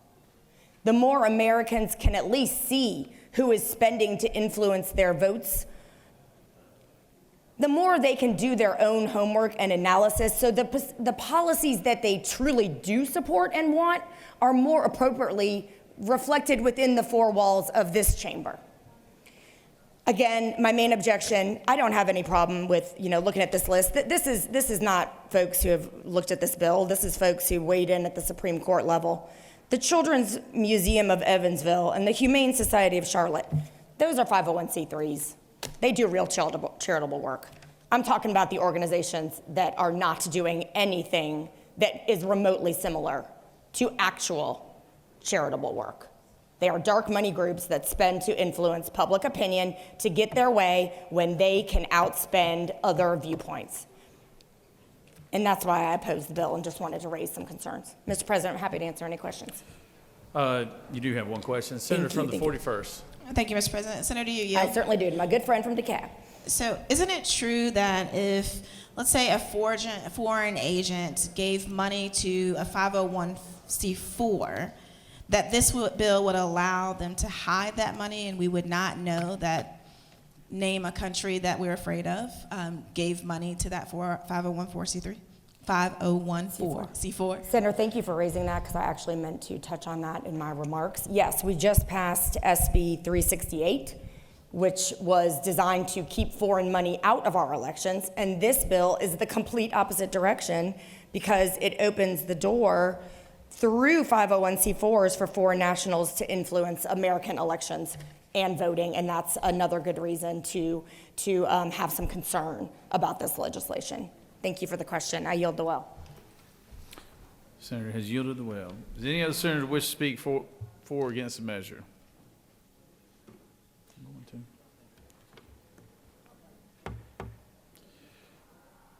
I'll call on the senator from the 18th to close debate.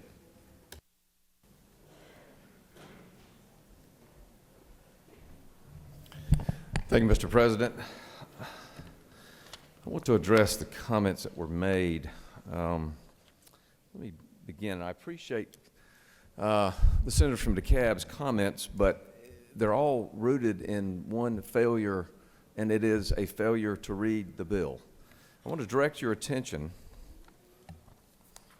to line 47, which says, any report or disclosure, this is if you look under line 46, subsection D, subsections B and C of this code section shall not apply to, any report or disclosure required by Chapter 5 of Title 41. That's all the financial disclosures regarding campaigns that we have on Georgia law. So it simply does not apply. So the basis upon which she is talking about dark money and foreign money and all those other things don't apply. It's specifically excluded here. The arguments that were made that somehow she likes protecting charities, but it allows 501c4s to further obscure their behavior is simply not true. If a 501c4 gets into politics or engages in political issues, then there are independent disclosure requirements under Georgia law. If it's a 501c4 that does not get into politics, then of course those aren't the disclosures, right? The disclosures wouldn't apply that do apply for or are applicable to political issues. But everything she's talking about stems from this supposed fear that this is going to transcend into the hiding of money related to political purposes. But our Georgia law takes care of that. So with all due respect, I appreciate the concern. It's simply not present here because the way the bill is crafted, it specifically excludes that. I do want to address one of the questions that Senator from the 41st, and I want to clarify about the letter that's on the table. I want to tell you, some of these organizations, in fact, specifically have stated they support this bill, but not all of them. I went back and read with further detail and checked with my counsel, quite frankly, and I want to be completely transparent on all that. All of these organizations, again, from the far left, the middle right, and the far right, have all ascribed to the Bonita decision, which is the Supreme Court decision that says specifically what this bill seeks to put into Georgia law. So thank you, Senator, for the question. I want to make sure I'm, as always, completely transparent with my colleagues here. Again, just to sort of recap, I think we all know this, but 501c3s are not political. They're purely charitable, right? 501c4s, which is what we're dealing with here, can be purely charitable, or they can get into political issues. And if they get into political issues, then they have the layer of the requirement of Georgia law on disclosures. Nothing about that is addressed, weakened, watered down, or changed because of the language found in lines 46 and 47 that it excludes any report or disclosure required by Chapter 5 of Title 21. So, this issue and question about foreign money being involved in politics, if foreign money wants to contribute money, foreigners want to contribute money to a charitable organization, they can do that. But if a foreign country wants to contribute money to a 501c4 that is involved in political efforts, that has to be disclosed because our Georgia law requires that, and lines 46 and 47 specifically exclude the effect of this bill to change that in any way. All of those requirements, all of those campaign disclosure requirements remain in place. So with that, I appreciate the commentary, but it simply is a product of not understanding and not knowing what this bill does. So with that, Mr. President, I will yield the well and ask you to vote for this. This is something that, in addition to all of the many folks that support this effort, organizations, I submit to you this is an apolitical issue. This comes to us from the philanthropic roundtable, who simply try to make sure that the policies we have around this country in various states encourage our citizens to devote and contribute money to various charitable organizations to continue the good work that they do. That's what this is about. When it gets off the rails is when state agencies improperly use government power to try to enforce the disclosure of those membership lists. For what reason? For an improper reason to put pressure on them to hurt the charity. We've seen that happen, unfortunately, in this country, and it ought not to go on, and we certainly don't want it to go on here in Georgia. This bill would stop that. Thank you, Mr. President. I yield the well. Senators yielded the well. And he has closed debate. So we're moving to the amendments, which is Amendment 1 adopted by the senator, or authored by the senator from the 18th, the author of the underlying bill. Is there objection to Amendment 1? Without objection, Amendment 1 is adopted. Questions on the adoption of the committee substitute as amended. Is there objection to the adoption of the committee substitute as amended? Hearing none, the committee substitute as amended is adopted. Is there objection to agreeing to the report of committee which is favorable to the passage of the bill? Chair hears none. The report of committee is agreed to. Is there objection to the main question being ordered? Chair hears none. The main question is ordered. The question is on the passage of the bill by substitute. All those in favor will vote yea. All opposed, nay. Secretary, unlock the machine.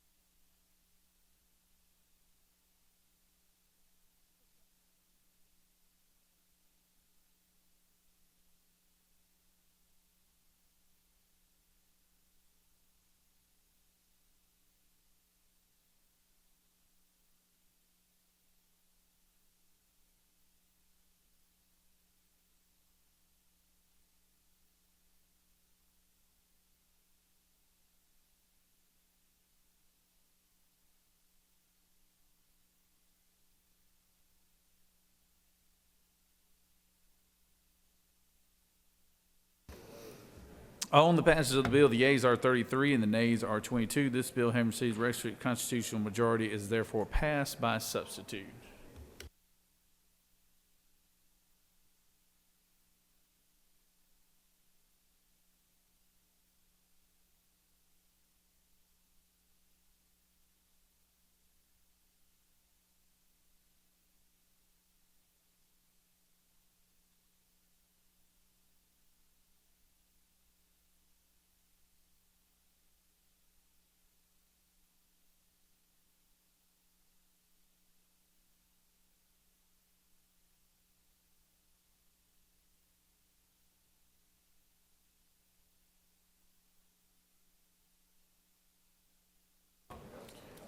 All right, this is going to be our last bill before lunch here. I know the Pro Tem's office has got lunch for everyone. I'll let them announce that to you guys when we break, where it's going to be and everything. But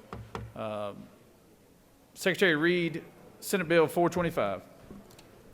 Senate Bill 425, a bill by Senator Tillery of the 19th and others, a bill to be entailed an act to amend Article 3 of Chapter 19 of Title 15 and Article 1 of Chapter 17 of Title 45 of the OCGA, relating to the regulation of the practice of law and general provisions and other purposes. The Senate Committee on Judiciary recommends that this bill do pass by substitute. Respectfully submitted, Senator Strickland of the 17th District Chairman.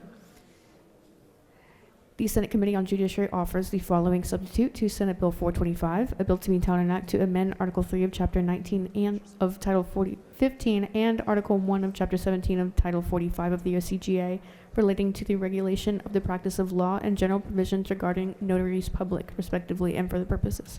That completes the order, Mr. President. Recognize the Senator from the 19th. Speak to the bill.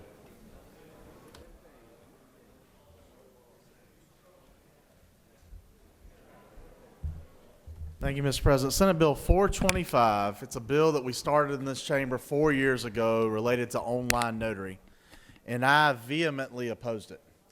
For 4 years, we've battled back and forth and tried to work with folks on the other side to see if we could find a compromise, and I think this year we've been able to come to that point where it's time to see if we can move forward with this idea.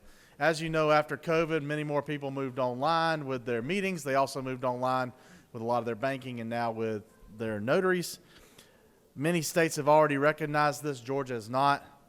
What Senate Bill 425 would allow is for notaries to be, online notaries to be allowed in every instance in Georgia, except as it relates to wills, certain estate documents, and as to real estate closings.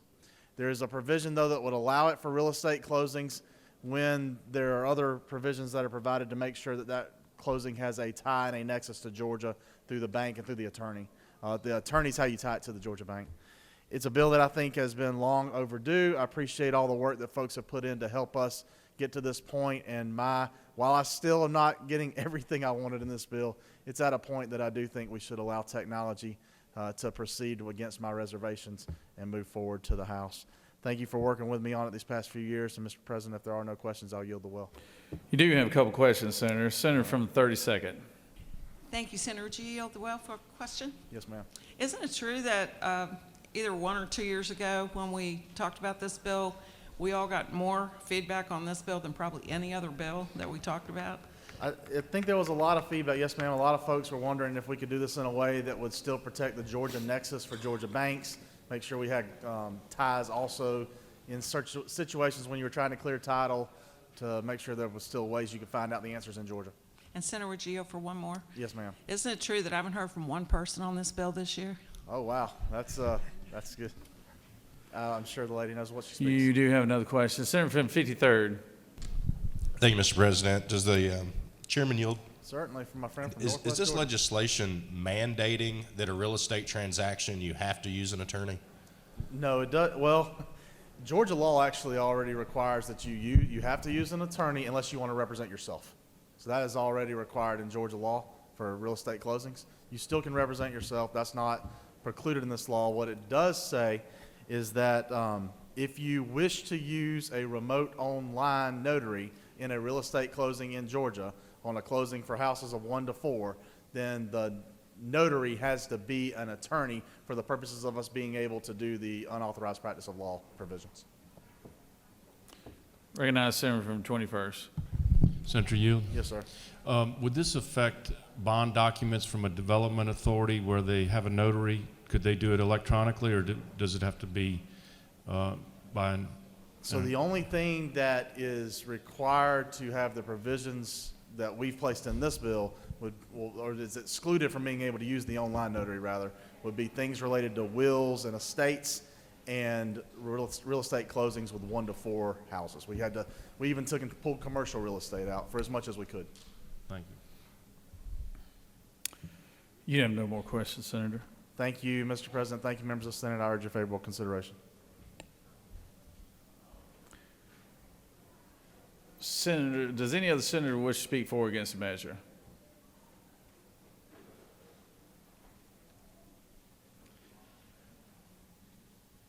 The chair hears none. Is there objection to the previous question being ordered? The chair hears none. The previous question is ordered. The question is on the adoption of the committee substitute. Is there objection to the adoption of the committee substitute? Hearing none, the committee substitute is adopted. Is there objection to agreeing to the report of the committee which is favorable to the passage of the bill? Chair hears none. The report of the committee is agreed to. Is there objection to the main question being ordered? Chair hears none. The main question is ordered. Questions on the passage of the bill by substitute. All those in favor of the bill vote yea. All opposed, nay. Secretary will unlock the machine.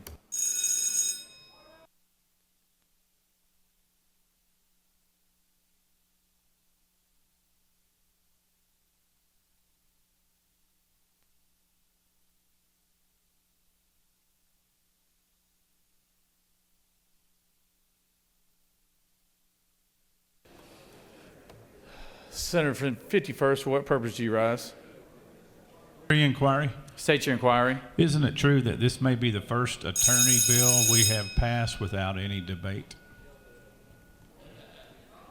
You know, we had a direct action bill that we passed earlier this session, Senator, and it was authored by the senator from the 19th, and I was proud he's building bridges. I can't wait to see what his premises liability bill he brings later this session is. Parliamentary inquiry, isn't it true? State your inquiry. Isn't it true there's another guy that looks just like him in the building? Maybe we have the wrong senator from the 19th in the chamber. On the passage of the bill, the yeas are 51, the nays are 4. This bill, having received the requisite constitutional majority, is therefore passed by substitute. All right, we're going to break for lunch. Senator, if you want to announce everybody about where your lunch is and where all that good stuff, you're welcome to. But we're going to recess, and we'll come back in a little after 1:15 or so. We're in recess. We do have lunch on the way. It should be here in about 10 minutes. It'll be in the ante room. So give us about 10 minutes. We'll have it there for us. Thank you.